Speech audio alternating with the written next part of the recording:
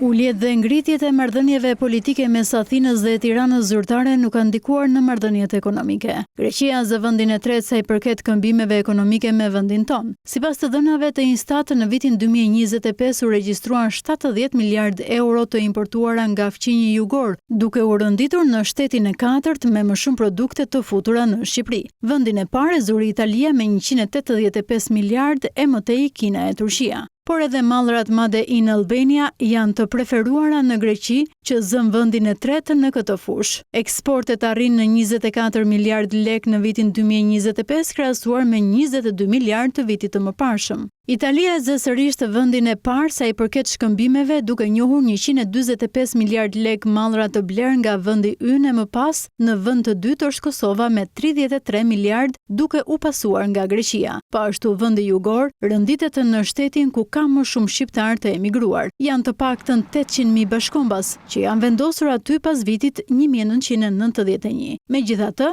ende nuk ka një shifër të saktë dhe përfundimtare. Po ashtu minoriteti grek në Shqipëri rënditet i pari krahasuar me kombësitë e tjera, ku shpesh nuk kanë munguar kërkesat e Athinës për të drejtat e tyre.